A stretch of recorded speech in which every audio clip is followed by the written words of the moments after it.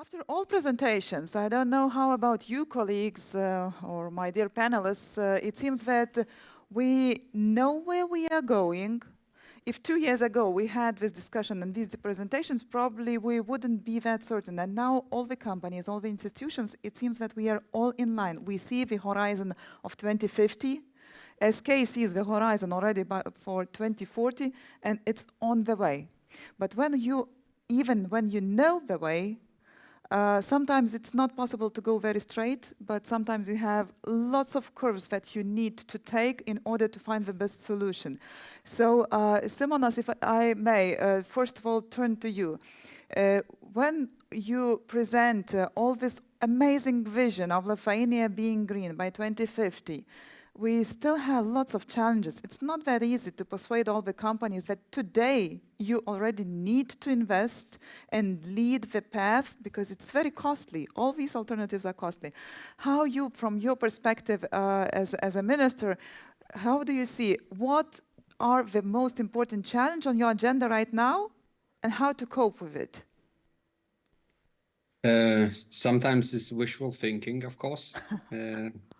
Because the European continent is only 1/10 of global emissions, but it's a single continent which has an economic policy, restrictive policy, meaning that we are forbidding certain fossil fuels, and we have also subsidies for several sectors. Compared among the developed countries around the world, United States, Australia, Chile, and elsewhere, Europe is exceptional, and but since Europe is only 1/10 of global emission, it's difficult for Europe to push ahead alone without United States, without China, which is 1/3 of emissions, and that's why United Nations and COPs, an upcoming COP in Dubai is very important, that the oil-rich nations, they would make a turn. Because if we would push too fast on our industries, especially those bordering external countries, like Lithuania has an external country with Belarus and Russia, we will drive out our industries, and the carbon leakage will happen. In small economies like Lithuania, it is happening already. The jobs are lost because they are outcompeted by industries elsewhere. So for ministers of environment, for ministers of economy, you have to select the right moment when to change. And I think it's going to be pretty soon the right moment to change in many of the industries towards carbon clean, low emission technologies, and they would make them profitable. They would those investments would make them more competitive, because also seen from the global brands, from ESG strategies in the big companies like SK showed before, the corporations are driving also supply chain changes in scope 2, in scope 3. So I think we have to measure when it's good to change. In certain sectors it's already late because you have been outcompeted. In certain industries it's now to invest, and in certain industries it's very soon the innovations will be there and the market forces will be there. Probably so to answer your question, of course it's wishful thinking to be upfront in everything, but industries they have to make wise thinking when to make the investments. Yes, thank you, Simonas. And then I would like to turn to Karolis, if I may, because you mentioned industries, you cannot push too much. One thing is to provide some subsidies, some incentives, some carrots, right? But for example, when you are, as a company, are choosing on these green directions and investment, what is stimulating you to choose between some technologies, or what is it that makes you? I can totally echo to the Minister Simonas Gentvilas what he mentioned here. And for us as a company, it's very important to feel the support from the government side. When you see that the government is looking the same way as you do, when you have the subsidy programs, which is very important, then you're willing to follow these changes as well. For example, now Germany and Norway, these two countries are probably the best example for the road transportation and how they're doing subsidies for these business. So it's very important to have the support from the government side. Also, it's very important not just to be focused on one thing. You have to be like open-minded, and it's very difficult, especially for the shipping and logistics, to reorientate your technology part when you are used to work with this kind of trucks or vessels or other technologies. And now you have to find how to operate a different one. For example, we can easily buy the e-trucks, but e-trucks cannot go the same distance as the regular trucks are going. So that means if we have to charge e-trucks every 50 kilometers or every 70 kilometers, we cannot offer the same product what can offer the companies with their regular trucks. And of course, the other complexity problem in the future could be for those who do not want these changes will be taxation. So it's better to be one step ahead, because sooner or later taxation will touch all of us. So it's better to be green as soon as possible to avoid this taxation. So that's an incentive from another side, right? The taxation. Astrid, you have been talking about these different regulations and coming from EU that it will be under the emission trading system, the emission allowances. So what if I have a fleet of vessels and I do not meet the requirements of CO2 emissions? What will happen to me, like for DFDS, for example?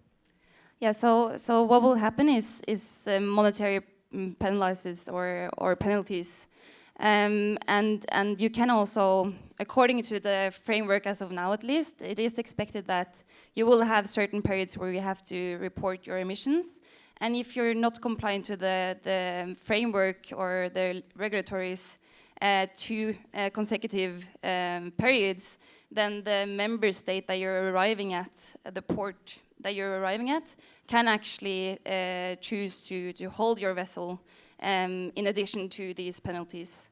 So I guess the penalties are quite strict, but the EU is also definitely seems like they're doing things to loosen up these strict regulations as well.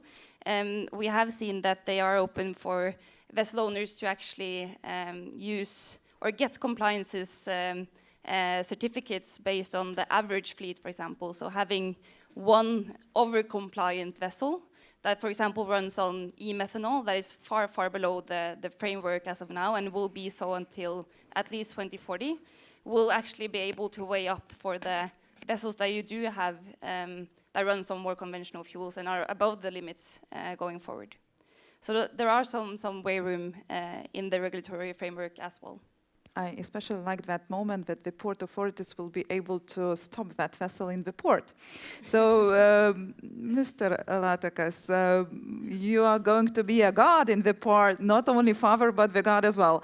So, it's challenging to have OPS ready in the hydrogen-ready bunkering infrastructure, maybe methanol, we heard, maybe ammonia, maybe some additional things. LNG we have already in the port. What are the most important challenges for you see from current perspective, and also what you showed on your slides? Yeah, first one, I lost my microphone somewhere. I don't know where is it. But did you get another? But you got another one. I got one from American friend of mine. So you see, everything is we are in one community. Really, the challenges they are very big, and it's a very difficult question to answer because there are many features. First one, I say, big one scale. It means legislation. If you are looking only at ports, it'd be difficult to force them to be green. Why? Now we are talking about European Union directives, SAFIR, AFRID, and others. They force ports to make OPS stations inside, to make another things, but the vessels, they are staying aside. They are not forced by those things. Another one thing, European Union is doing their own things. Another world even not thinking about that. So a lot of questions around. And I think that the main issue is that all transport modes, ports, vessels, railway, motor transport, everything has to have one legislation. And everybody up to some time have to be prepared to be ready for implementation those features, zero emission. Another one thing, for example, for us it is very challenging what we see now when we are talking about onshore power stations. We want to electrify, but if to implement it in port, we have to get first new grid to the port, another one to renew all network in a port. And to make it, it's very difficult, very hard, and it will cost a lot of money. But you have to do it, you have to prepare it. And third one thing, globally, I think we had today about that some stockholders, they, of course, they want profit, and it has to be. But everybody has to have in mind that blue economy is not possible without green economy. So anyway, some part of the profit has to be dedicated for all those green things. Sometimes as a people, you know, when we are far from some issues, to say, we are thinking that it's not my question. Something somewhere, the ice is no more, and it's not my problem. But I had a luck to be in a jet propulsion center. And there is a center where they operate all satellites around the world. And you know, they show what is happening, and I can convince you that here, in this one place, we have tremendous changes, because they see what is going to be on the surface, they see what is going to be in the middle of the earth, and everything really changes. So everybody, we have to do as much as possible. Okay, so that means that yeah, you as a port authority see that it is challenging to attract the companies to commit. Meanwhile, you need to invest a lots of money, so that is an opportunity as well. So let's go to KN, because port has own challenges, and anyway, each company, if we talk about port authority or any other company, we need to have a business case in place. First of all, of course, probably sometimes there are some investments being done to be the first mover, and maybe it creates some advantages, maybe not. But in general, for you as a company CEO, when you are looking at these new opportunities, is it easy for you, and what are the challenges for you to implement the strategy? Thank you for your question. Not at all. You know, simple answer.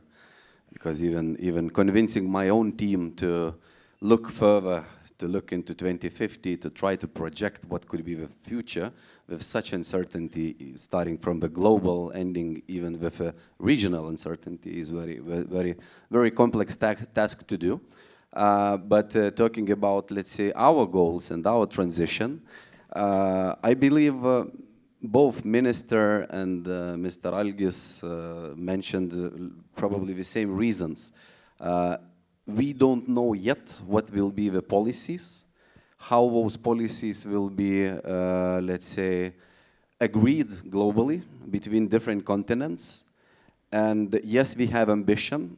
We have also ambition that we will be funded significantly, both by EU and by the state. I also would like to believe so, including companies like ours, because in our strategy, 1/3 of investment of a capex planned till 2050 is expected to come from the funding. But funding is one thing. I think one of the biggest challenges for any business plan in renewables is a demand side. Because all the disruptions and changes, significant changes, historically has happened when some alternative became the most attractive to the consumer.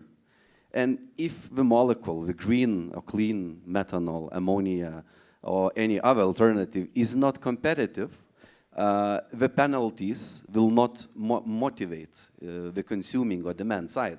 So, and the demand side is a part of the task which we do while creating a Lithuanian national energy strategy, and it's not yet answered. And anyway, it will be the best guess from the best known, let's say, assumptions from today's perspective. And such a long strategies, they are pre-programmed to be revised yearly because the volatility of a regulation and even on economics is so high that you cannot predict. And when you need to take an FID, final investment decision, where the payback is above longer than 12 or sometimes even 20 years, just because of, let's say, neutrality to the climate, it is really, really complicated to convince stakeholders which are responsible for such decisions. So many problems, nevertheless, I don't want to stop on a negative note. I believe it is possible. I really like SK's approach, or Korean approach, to be honest. Why? Because we are going to create demand market by using gray hydrogen, by making consumers, or let's say creating consumers pool and switching later to the absolutely clean alternative. So maybe we cannot afford that ourselves, but it's maybe it's not the silver bullet for Lithuania or for region where we are now, but it might be, let's say, one of the ways where demand comes first and that speeds up change and investment decisions. Yes, thank you, Darius. Maybe for the ones who are not from energy sector, I can give one very interesting example. If last year we had lots of studies and discussions that hydrogen will be everywhere, that means even in heating sector, in households, etc. This year, the recent studies already say that, well, first of all, we will electrify everything that we can. And once it's not possible to electrify anymore, then hydrogen is the one which is playing the crucial role. It is playing a crucial role, but there is another attitude changing. So as you mentioned, probably yes, you will have to overview all of our strategies on a yearly basis, looking what disruptions are happening in the market. And Henry, so you see that we are struggling with 2050 with net zero, and you say that in 2040 in your huge company you are planning to have this net zero. Do you see challenges? What is working, what is not? Well, of course there are challenges. I mean, I think you have a shareholder base that you have to be accountable to, and it's mostly about profits, right? So as a private company, that's what we're seeking. However, in the hydrogen space, we want to be competitive, but most importantly, we want to be the first mover, which is why we made such a strong commitment to hydrogen. We understand that green hydrogen has many challenges, specifically economics, which is why we're starting with gray and phasing into hopefully green in the future. I would say the key challenge is cost. It's elevated costs. It's a new technology, specifically in the case of hydrogen. And unless it makes economic sense, it'll be very difficult to shift and transition into green, which is why we're starting with gray and blue. So 2040, net zero? Yeah, I mean, that's what we're sticking to. And it's only in 20 years. And like the other thing too is we've made that commitment as a company. At the company level, it's much easier to make that kind of commitment than at a country level. Mm-hmm. We have as a core value that we need to get to net zero. That's what we've declared, and that's what we're aiming for. Yes, thank you. So, actually, we were planning to have a longer discussion, but nevertheless, we have Minister here, and I hope we can have him on the screen as well, from another room right now. So the last thing, as a last remark, so if we have a chance that God Almighty will hear us, what can we ask to assist us that all these visions that we have today elaborated, that they would come true? So, Simonas, what would you ask? Which assistance from the Almighty? I think some good businesses will do a lot and innovators. Lithuania used to be implementer rather than innovate. So I would wish Lithuania and Klaipėda port and generally the engine behind the port businesses to invest into R&D, because that's where the future lies. KN has made a lot of effort to expand its activities, and that's a proof for many other terminals in Klaipėda port. But be brave, invest, but of course you have to calculate where the most probable progress will happen the soonest. So, but the legislation is actually already adopted, so there will be a big push. Both on land and on the sea. There'll be big push on the renewables. There'll be big pressure on fossil fuels, at least in the European continent. So have this in mind. And Green Deal, many of the people thought that Green Deal will suffer a lot during the pandemics, but actually it survived both pandemics and made even stronger during the energy crisis. So I wish that you would think of your business strategies in the same sense in future. Okay, thank you very much. Thank you. Algis? You know, Not working. very simple. Again, not works. Yeah, but the solution I see, Simonas as a member of government, he will help to change legislation, and if necessary for somebody to get money as well, we can get from him. Almost And, Almighty, right? Yeah, it's, because while he stay here. And another one thing I ask everybody of you, because we are going to start to produce this hydrogen 2025, please stay on a line to buy hydrogen cars, because nowhere to put, you know, we need consumers, so you have to be of them. And very simple solutions. Okay. Thank you. Henry? Oh, no. Yes. What would you ask from Almighty?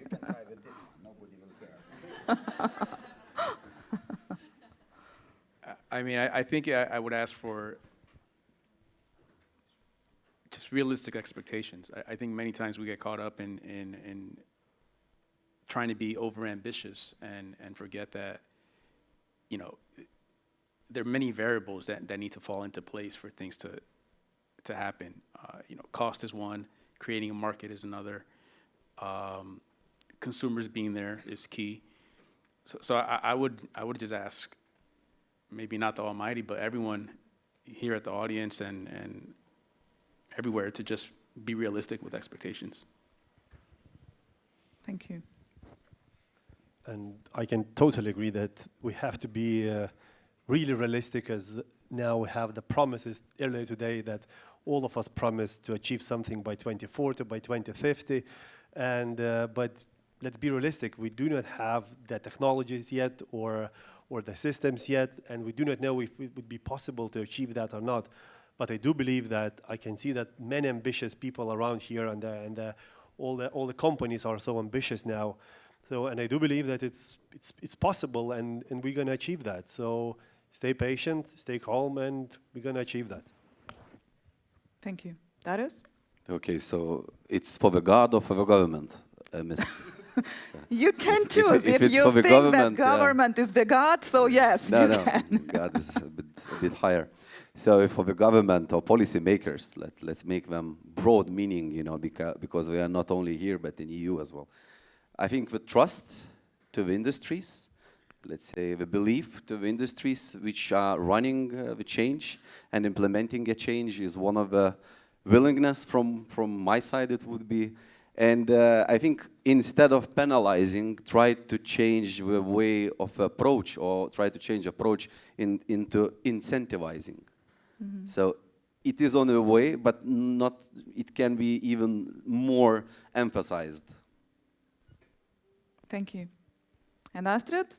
Yeah, I think this will be an echo of what all of you said. I guess innovation and also industry voices and companies like KN and SK that has set goals for themselves, and then we consultants can just keep on tracking the capacities and the pipelines and the projects coming on in the EU.